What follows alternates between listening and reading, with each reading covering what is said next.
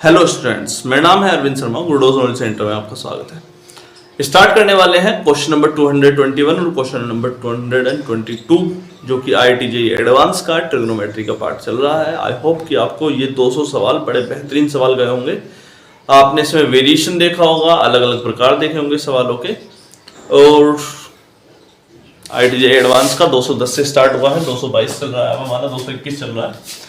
The maximum value of expression, maximum value of expression सवाल बड़ा छोटा सा है, देखते ही खत्म कर दिया है। The maximum value of expression this sin square x plus 2a square minus square root में 2a square minus 1 minus cos square x mod के अंदर है, where a and x are real number. इसका आंसर पूछा है directly, बस और कुछ नहीं पूछा है। ठीक, क्लियर रहा ना? a दिया है ना x दिया है, कुछ नहीं दिया है, बोला है इसकी मैक्सिमम वैल्यू बता दो।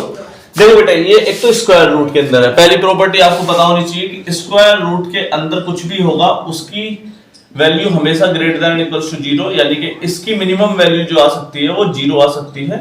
ठीक, नेगेटिव आप इसे कभी रख नहीं सकते, तो इस बात को आप ध्यान में रखिएगा, पहला केस।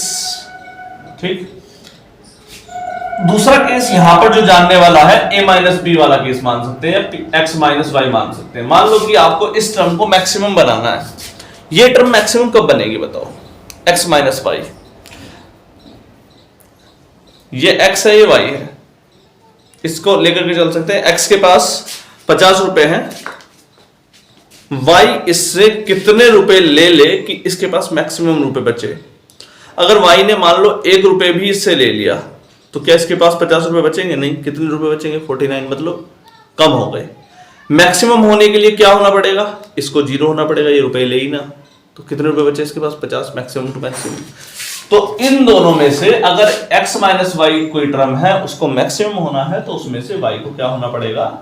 0 होना पड़ेगा। सबसे छोटा कर दो।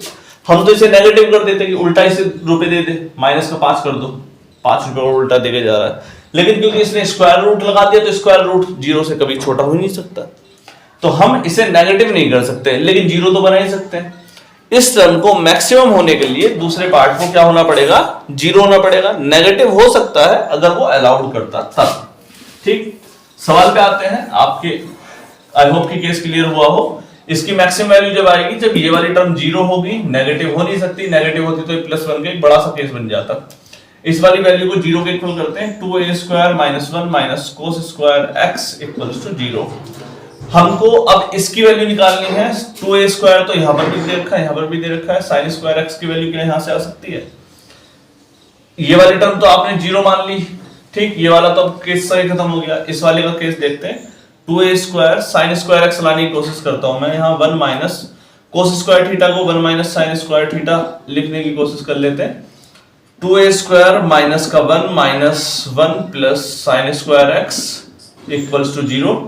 2a square plus sin square x, हमारे पास क्या केस है? 2a square plus sin square x ही तो है, प्लस sin स्क्वायर x की वैल्यू कितनी आ रही है? Minus 1 2 equals to 2। तो 2a square plus sin square x की वैल्यू कितनी आई? 2। तो इसकी जो वैल्यू आ रही है अभी के केस में, इसको हम स्क्वायर रूट में रखेंगे, स्क्वायर रूट में 2 माइनस इसकी वैल्यू आपने कितनी मानी? 0। तो आपके पास जो सॉल्यूशन आया स्क्वायर रूट में 2 और आपका आंसर आ गया 2। तो यहां पर ऑप्शन नंबर 3 आपका मैच कर रहा है। ठीक, तो यहां से फिनोमिना जो सीखने को मिला वो क्या सीखने को मिला हमें? x माइनस वाई मैक्सिमम जब होगा जब ये वाला पार्ट मिनिमम होगा। ठीक, वो मिनिमम उस केस में जो भी अप्लाइड किया जाना हो या जो भी इसमें कंडीशन दी गई हो उसके आधार पर रखा जाएगा। क्लियर रहा बेटे? क्वेश्चन नंबर 221, क्वेश्चन नंबर 222 पर चलते हैं जल्दी से।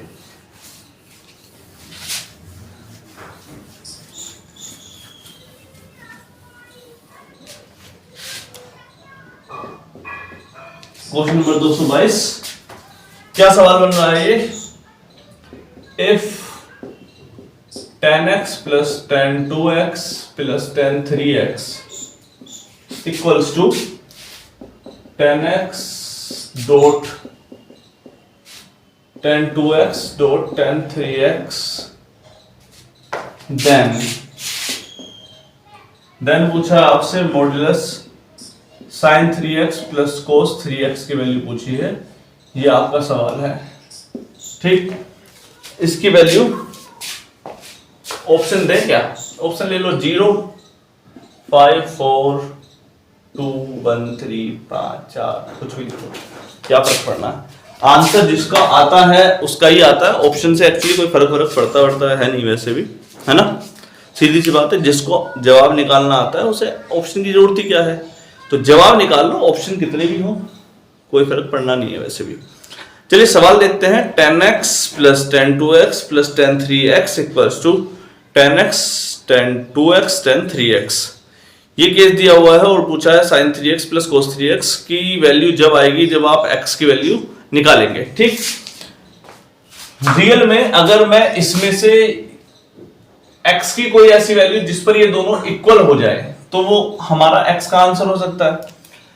ये लेकिन आया कैसे होगा ये मुझे क्लियर नहीं हो रहा, इसे मैं एक बार निकाल करके देख लेता हूं। 10 3x को हम क्या लिख सकते हैं, 10x plus 2x equals to 10a plus b 10x plus 10 2x upon 1 minus 10x dot 10 2x। ये कुछ इसी प्रकार से आया होगा ना। क्रॉस मल्टीप्लाई कर लेते हैं, 10 3x माइनस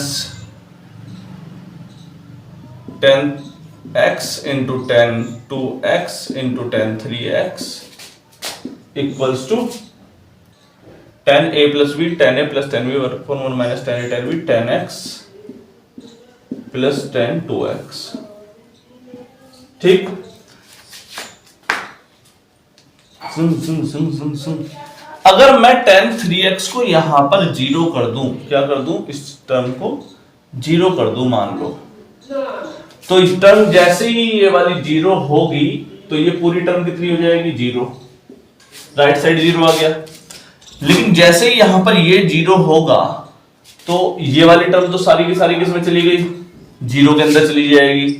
तो 10x फिलहाल इस वाली इक्वेशन की शायद आवश्यकता थी नहीं हमें।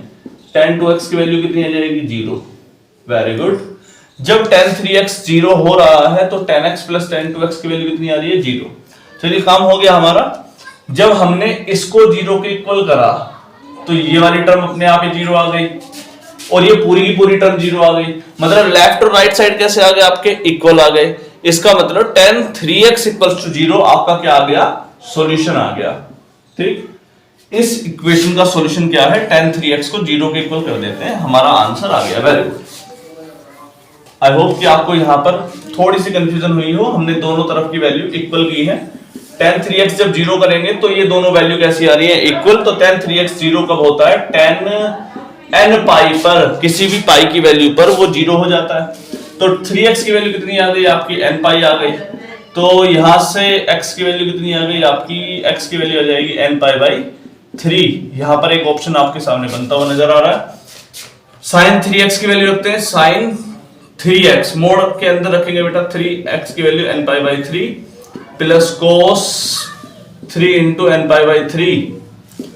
3 से 3 कट गया, 3 से 3 कट गया, अंदर क्या बच रहा है यहां पर, sin n pi plus cos n pi by cos n pi.